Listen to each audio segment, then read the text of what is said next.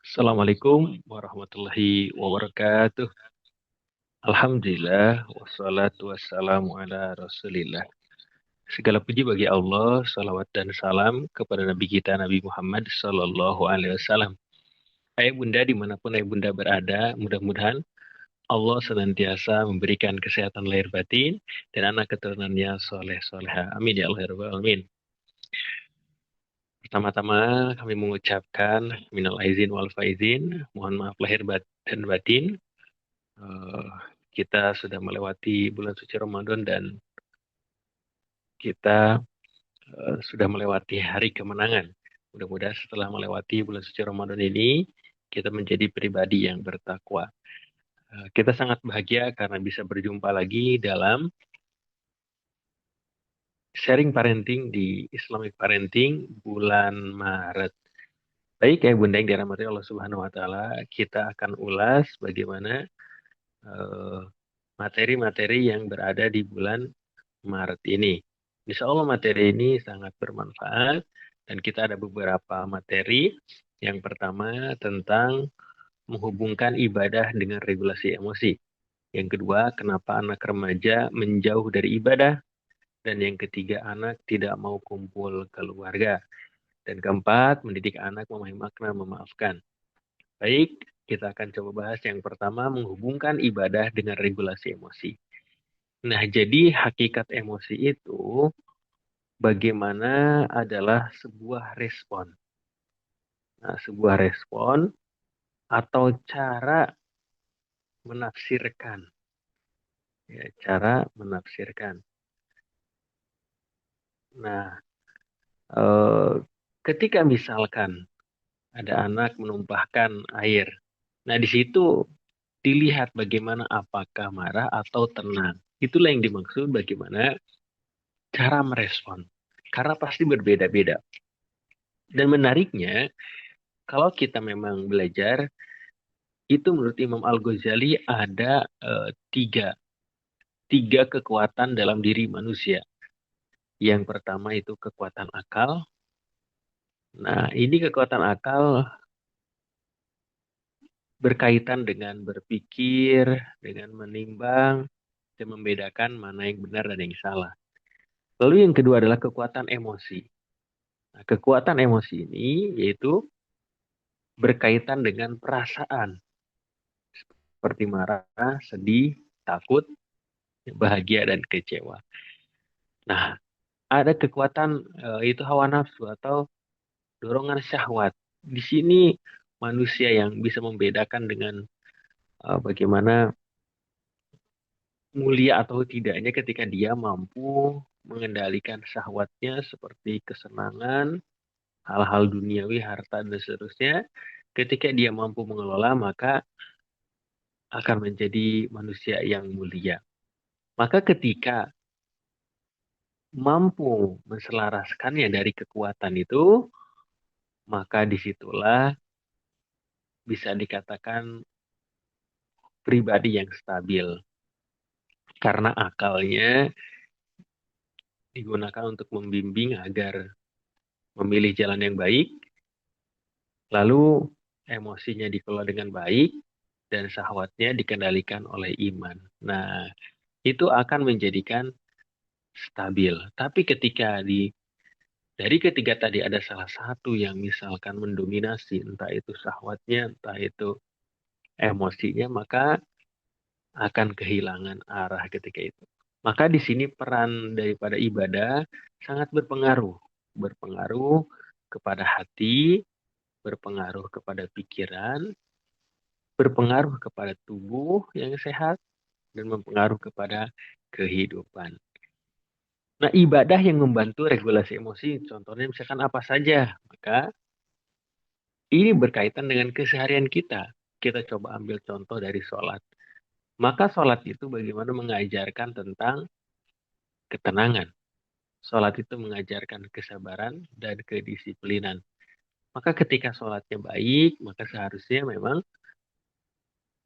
dirinya menjadi lebih baik daripada sebelumnya. Lalu mudah marah. Nah, maka mudah marah ini dilatih dengan berpuasa. yang dimana di sana belajar untuk mengendalikan emosi. Lalu sering cemas, khawatir, maka Allah berikan bagaimana ibadah yang bernama zikir untuk menenangkan hatinya.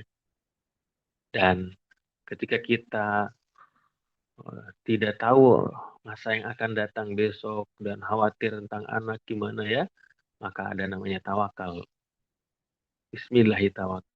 Allah la haula wala quwata illa billah. Maka akan berikan ketenangan. Maka ketika kita memang melaksanakan ibadah dengan baik, maka akan muncul pengendalian emosi yang baik. Muncul pengelolaan kecewa dengan baik. Muncul kesabaran yang bagus dan hati menjadi tenang. Itulah bagaimana regulasi emosi yang bisa dipengaruhi oleh ibadah.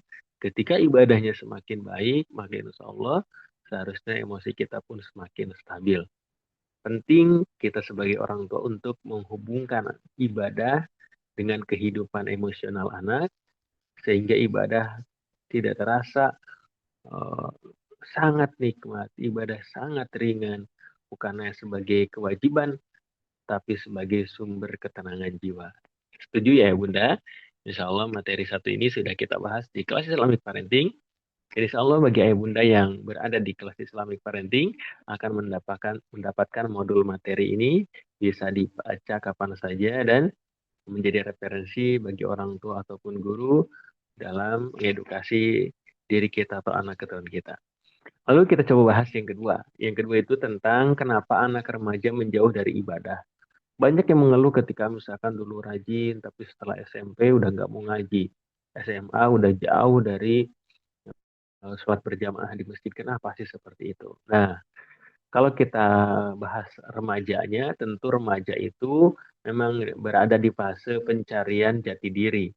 Jadi remaja itu suka bertanya, saya ini siapa, apa makna hidup saya, dan apa yang saya miliki oleh kemampuan diri saya itu mereka sering bertanya tentang identitas dirinya. Sehingga ada yang kebingungan dalam identitas diri dan inilah harus kita berikan pemaknaannya, yang harus kita edukasi sehingga di usia remaja kehidupannya tidak hampa dan tidak kekosongan batinnya. Di sini bagaimana harus banyak berperan, terutama yang pertama peran dari rumah. Ketika misalkan ayahnya, bundanya bekerja, maka banyak yang kehilangan peran ayah atau bunda karena ayah bunda sibuk di luar sehingga anak ya tumbuh dengan sendirinya atau dibesarkan oleh lingkungan digital, dibesarkan oleh lingkungan pertemanan yang di rumah tidak memiliki peran. Di rumah tidak diajarkan bagaimana nilai-nilai agama, di rumah tidak diajarkan hal-hal yang baik, maka di situ akan banyak kehilangan arah.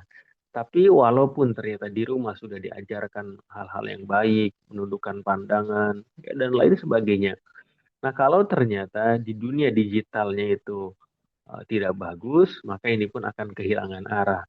Seperti misalkan melihat kemewahan, melihat konten-konten yang menggoda, ditawarkan stimulasi di media sosial yang cepat, yang instan, yang terus berubah, dan juga ditambah lingkungan misalkan tidak baik, maka disitulah cenderung kenapa misalkan anak ini malas ibadah, kenapa kok yang tadinya rajin sekarang tidak rajin, karena dipengaruhi oleh tiga faktor ini. Dan akhirnya anak cenderung memilih lingkungan yang lebih menyenangkan bagi dia, terutama bagi remaja, mungkin dunia digitalnya atau pertemanannya.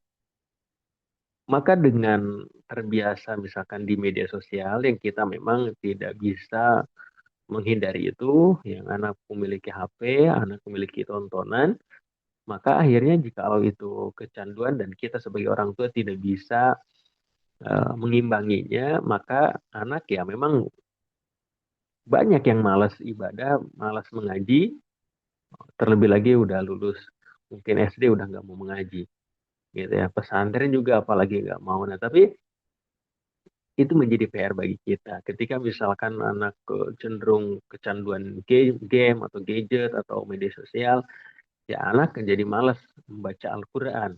Sholat juga ingin cepat selesai atau ditunda-tunda, dan berat untuk mengevaluasi diri atau bermuhasabah. Ini menjadi PR bagi kita semuanya. Dan termasuk ketika misalkan remaja itu jauh dari ibadah, ya bisa juga dengan bukan hanya tadi dari lingkungan keluarga, lingkungan digital pertemanan, tapi memang anak itu belum ada sosok yang bisa mengarahkannya. Seperti ya tadi yang pertama adalah orang tua atau guru yang penting untuk membimbing anak itu sendiri. Guru yang teladan, guru yang memiliki kualitas, yang memiliki hubungan dengan anak, itu bisa menjadi sumber daripada keberhasilan anak. Ketika ada ayah bunda yang hebat, lalu ada gurunya yang luar biasa di sana, maka pendekatannya bisa menjadikan pendekatan yang hangat, yang empati, yang anak itu bangga punya ayah dan bunda, punya gurunya yang luar biasa. Dibanding dengan mungkin hanya tekanan, ancaman, atau kemarahan saja.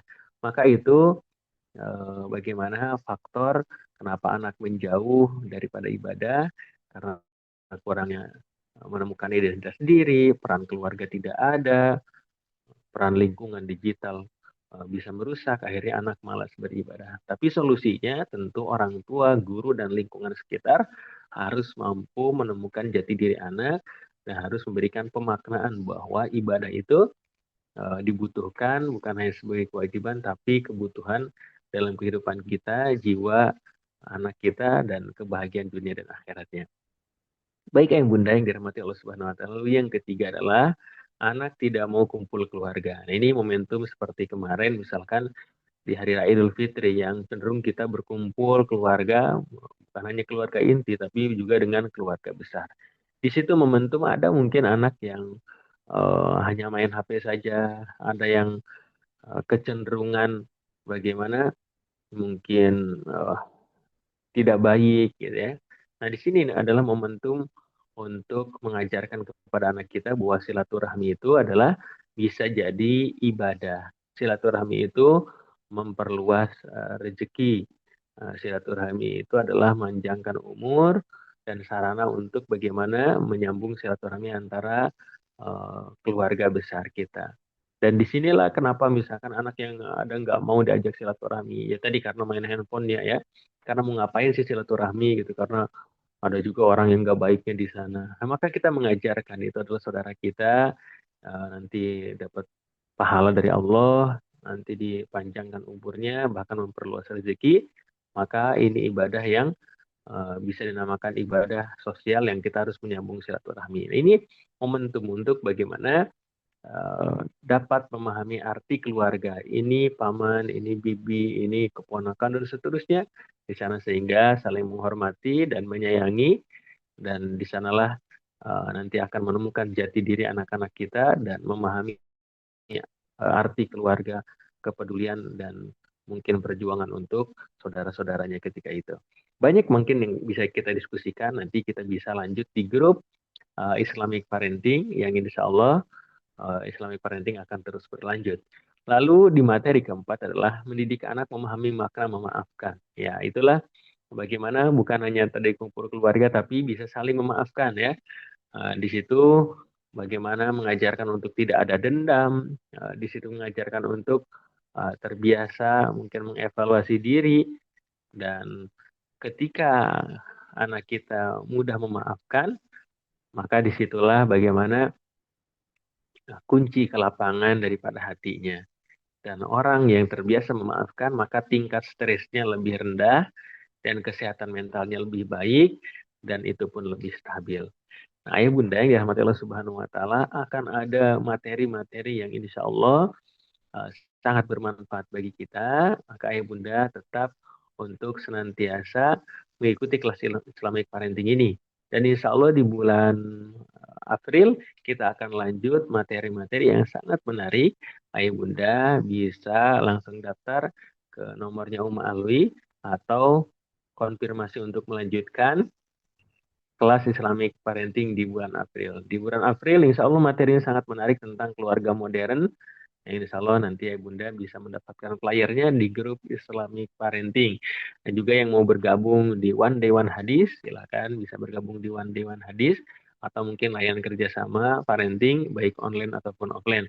Saya Didik Eli, ayah bunda mudah-mudahan diberikan kesehatan lahir batin dan anak keturunan soleh soleh amin ya Allah rabbal alamin. Rabbana atina fid dunya hasanah wa fil akhirati hasanah wa qina azabannar. Walhamdulillahirabbil alamin. Wassalamualaikum warahmatullahi wabarakatuh.